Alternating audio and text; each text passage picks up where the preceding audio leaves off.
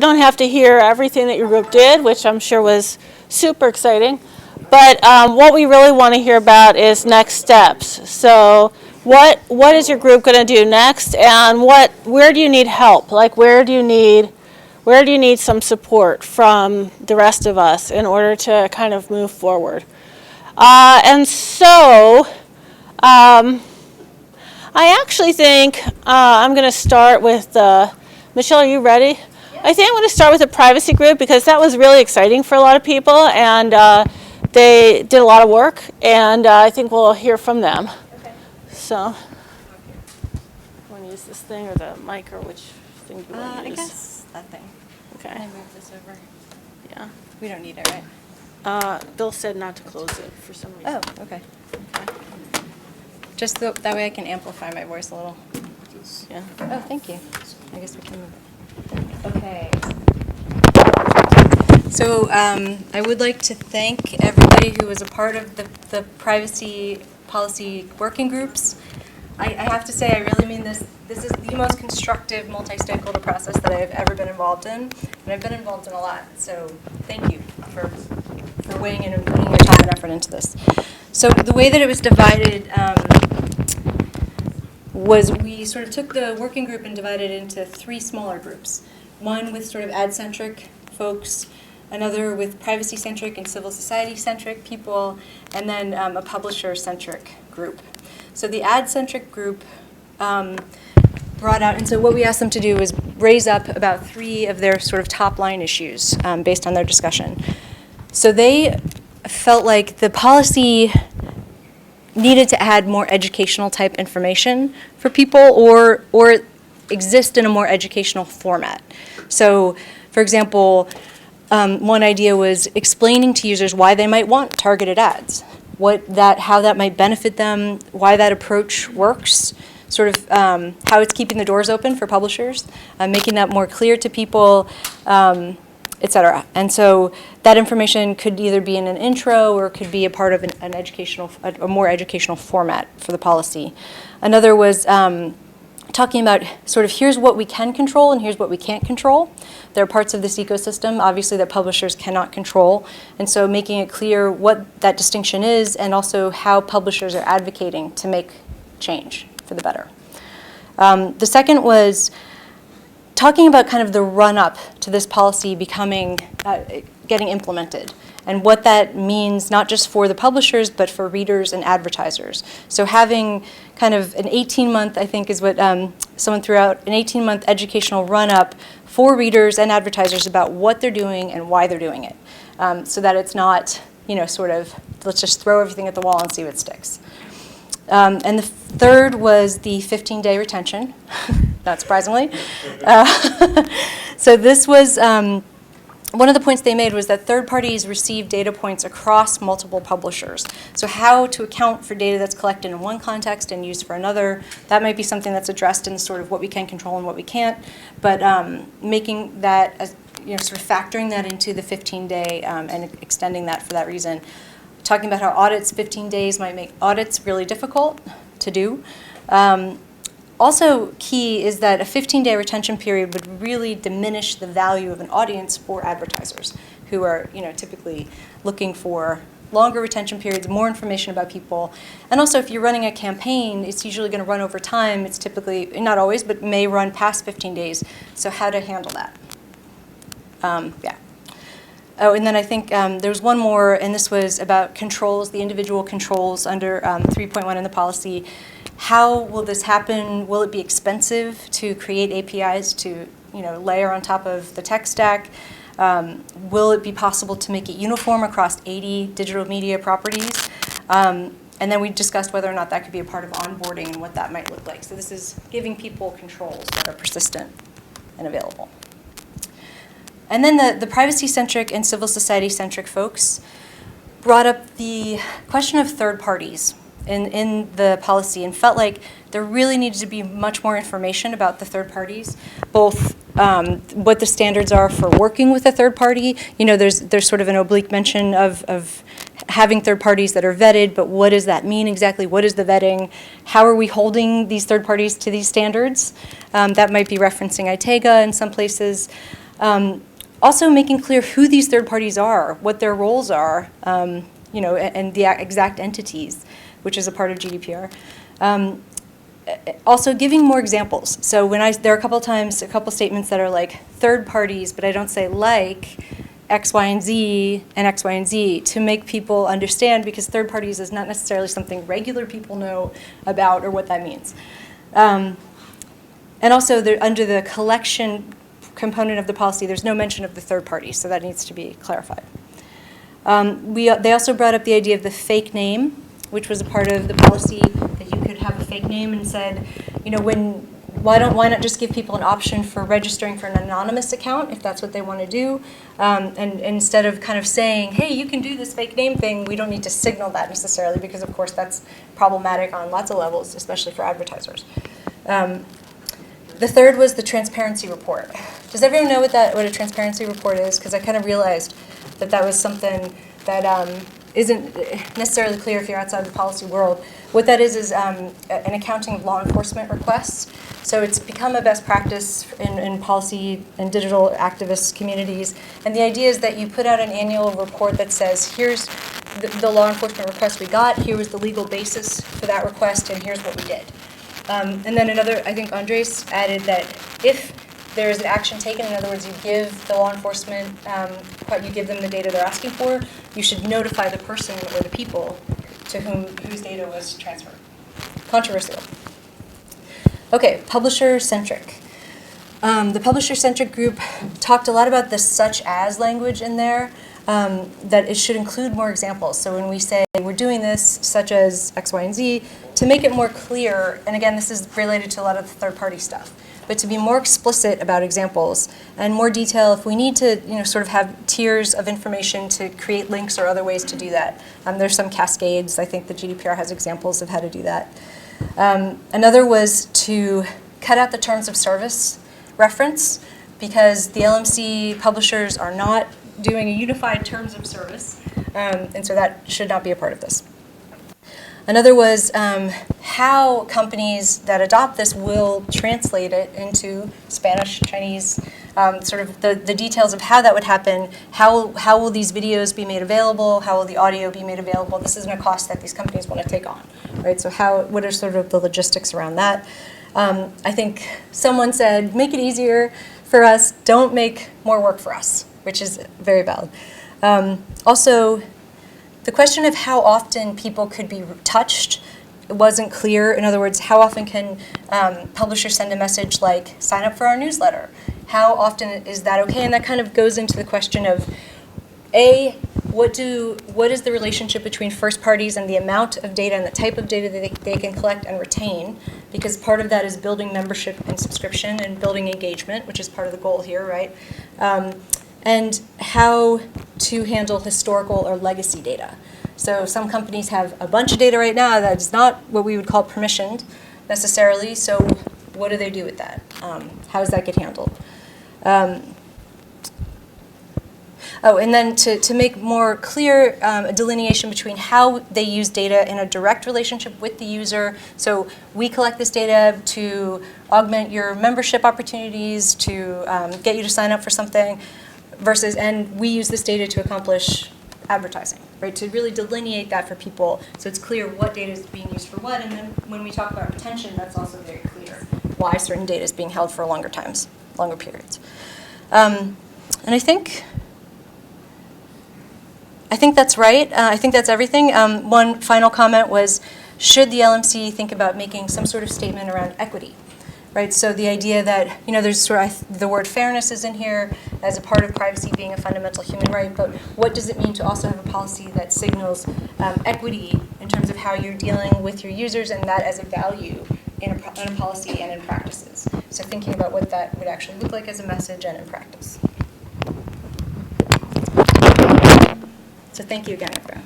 Great. And it sounds like the next steps for that group, after all that thinking, is to go back, do another draft of the policy, circulate it again, right? Yeah. And Michelle is inviting people who wanted to participate in any future calls to contact her. Brendan, do you want to go next? Sure.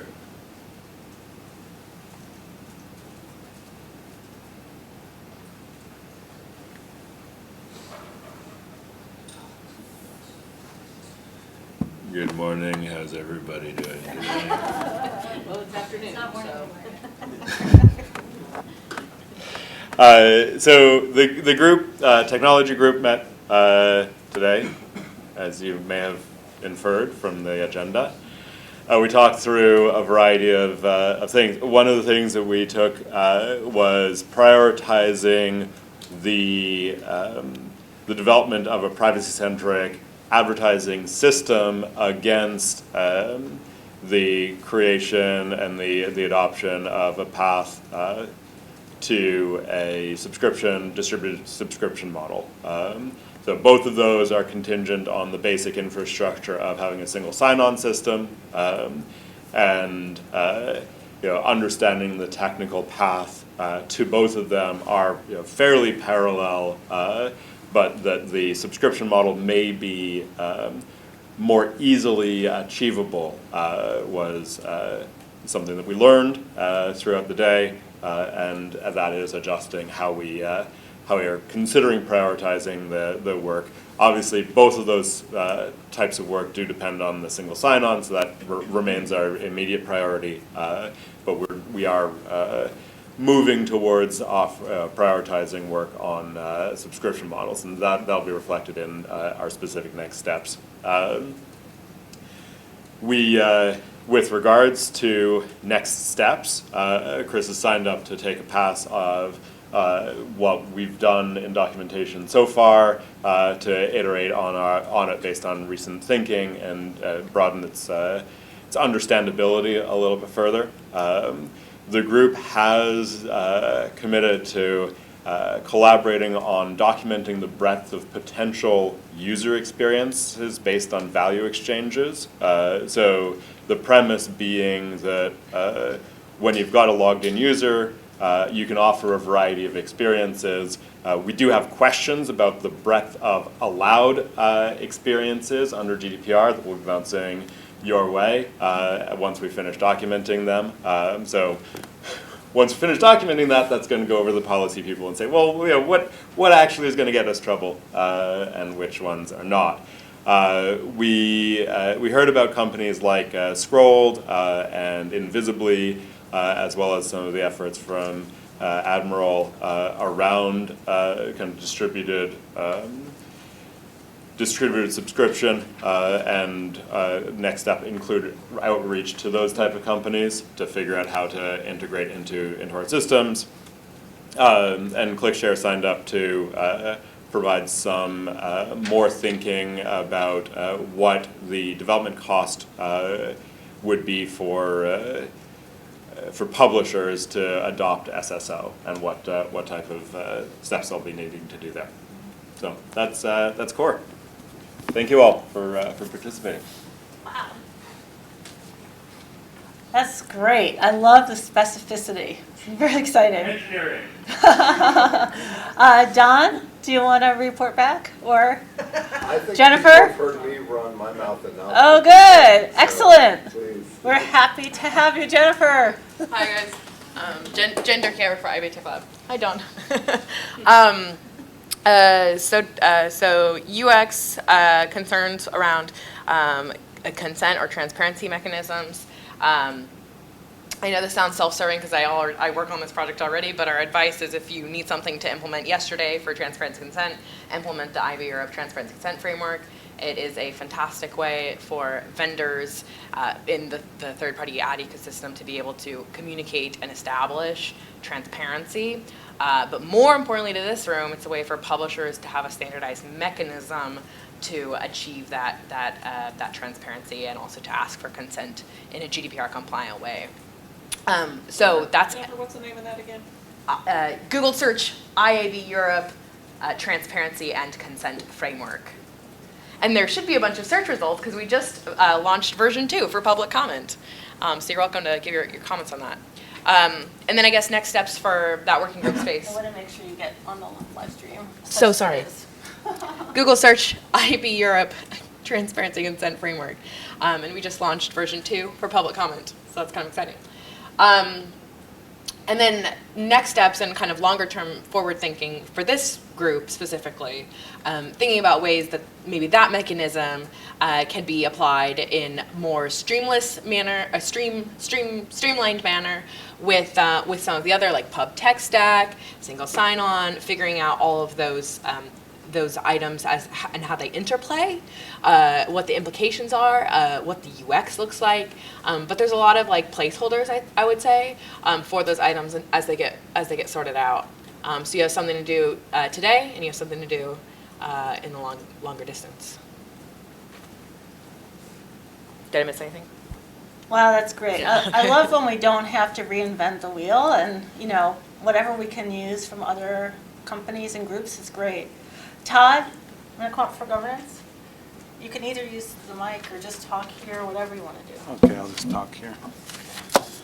All right, we had a fairly broad-ranging discussion about who were members, who were possible members, and where we started from and what we wanted to put in place now, and what kind of flexibility did we think we'd have to build in for future developments. And what we've committed to do is that we will have draft documents pulled together, revised versions of documents by July 1. Specifically, we're looking at the bylaws that are drafted, and that will be the kind of the centerpiece for these things, with references in those bylaws to member classes and board elections and board interactions. We're also going to revise and tighten up the membership agreement. And we think that we have to have a single membership agreement with perhaps different membership attachments, depending on what class of member you have. If you have users, they'll have different commitments than advertisers will. So we'll try to put those in place. We also believe that because these are the governing documents, that the good news is we'll take the lead on drafting many of them. The bad news is we also want to look at yours and perhaps draft them or revise them, and certainly reference them. So I know that strikes fear in the hearts of engineers all around the world, that the lawyers want to look at their documents. But I think we have to have interaction back and forth to make sure that they work not just from a technological standpoint, but also from a enforceability and process thing. We also talked a little bit about the exchange agreement, and what Bill envisioned when he put the draft together is a description of the way that all of the various constituencies work together in the network of the exchange that we're talking about. And we have to somehow incorporate that into each of the membership agreements so that we can define what the rights and responsibilities of the individual members are, or the different classes of members are. And we talked about, do we want to break the membership agreement out into separate membership agreements, or keep the exchange agreement together in one place and then make cross-reference to the various parts of that. And I think we're coming out that we maybe want to do the second, which is keep the membership or the exchange concept as a unit, and then make reference to the pieces as we need to. We realize that there'll be other issues, and specifically in referencing some of the questions that we had, we recognize that there are things that privacy people are working on, the technology people are working on, that we may have to come back and ask about. We took a little bit of time and explored financing. Did we want to do it on a subscription or membership type basis, a transactional, some combination of those things? We don't know which is which. We may put something in place or suggest something in place now that needs to be torn apart and thought through to take it in a different way. But we'll at least start exploring some of that. And the last thing we talked about was the use of a for-profit subsidiary, and whether that could be part of the financing possibilities for the organization, and how we would put together a for-profit entity owned by the not-for-profit that could be a source of revenue to help run the not-for-profit, depending on technology advances and other things that ITEGA came up with. And that issue is in some manner reflective also of what does ITEGA have to do to preserve its independence. We don't want to become a captive of suppliers who supply our technology to us, but at the same token, we don't want to become a competitor to other members who are collecting or assembling data in a particular way and would not want to continue in an organization that competed against them. So July 1, we'll be back to you. Great. Thank you so much. So, those are amazing report backs. And so now, at each of those each of those committees has, I think, really clear next steps. Does anybody have any questions about what the next steps are for the different committees or different working groups that we just heard from? So what I'm going to do now is I'm going to just talk for maybe 5 minutes about the next steps for ITAGA that we see coming out of this meeting, and then I'm going to turn things over to Fran to kind of close us. Unless anybody, this is the last chance if you have anything else. It's kind of late, but if there's something else you wanted to get mentioned, I think we've all been here for quite a long time. So I'm going to see, I'm hoping this, yay, it worked. Yeah. So the exciting thing is ITAGA is actually getting its communications off the ground. And this is a wireframe for our new website. So, you know, wireframes, like, you know, we're not quite there yet. But this is going to be, at least temporarily, our new logo connecting advertisers, publishers, and users. And hopefully we can scroll. Hold on, getting there. We're trying to say a simple story about who we are and what we do. Love any edits that you may have. And a sort of clear statement about what we do. And so this site will be a place that we'll be able to keep our research and information about our events and ways to connect. And it's going to be a very simple site. You will be able to access Bill's incredible research. There's a research section. If you dig into that, you'll find the stuff that was on our old site. But this will be, you know, a lot cleaner. So this is an example, like, of our event. We have some testimonials, et cetera, you know, the usual sort of thing. It's a wireframe. I also wanted to let you know that hopefully next week, Eva, who I also wanted to call out, has really helped us organize the logistics behind the last couple of days and has helped us with all of our communications for quite a while, is going to be launching an e-newsletter for us. And what this newsletter will be is it will be a weekly subscription-only newsletter that will contain the top 5 pieces of information you need to know each week about user privacy in the journalism space. User privacy and data protection in the journalism space. So it will be, you know, it's, those of you who know Bill know that he's been sending out blasts of information for a long time. And this will be a way to kind of grab all that information that Bill's been sending out and sort of curate it for you so that you don't have to, no offense, Bill, but you don't have to read all of Bill's emails. And you also, you know, in your busy day, you can sort of say, okay, this is going to be the place where I know that all the information about privacy that's relevant to the journalism space is in one place. And we are going to charge for that subscription. We're going to set the price at $295 for the year, which I think is pretty reasonable. You will also become we'll figure out the whole range of benefits and so forth. Tell me if it's going to be too much or too little. $2.95 or $295? $295 for the year. For you. Everyone else is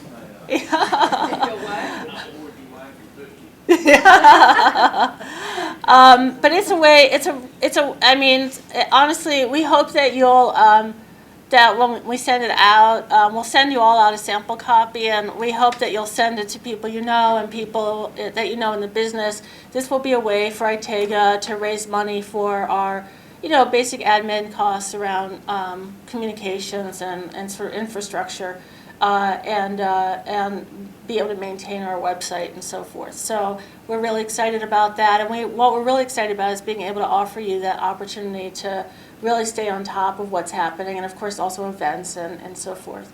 So in terms of the work here, we will be helping, supporting LMC in terms of moving all these different groups forward. The governance is obviously an ITAGA issue, and so we will be working on that at the board level as well as in groups.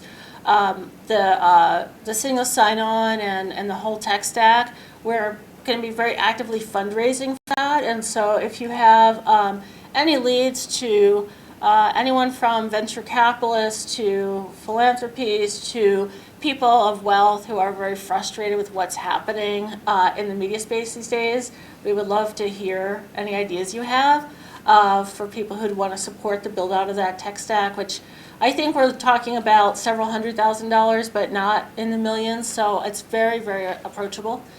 And then otherwise we'll be supporting LMC on their privacy work, the privacy statement work. So that's where we are with ITAGA. We are not currently planning another big multi-stakeholder event for a while. I think we're really going to focus in on working groups and actually getting deliverables up, and then we'll probably have a launch of one or more of the deliverables, hopefully sometime in the summer. So that's our schedule. Fran, over to you. I'll X this out.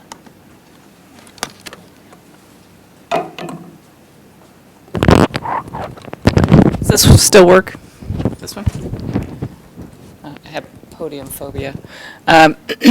So I just want to say thanks so much to everyone who came out and attended. It was a great, great group.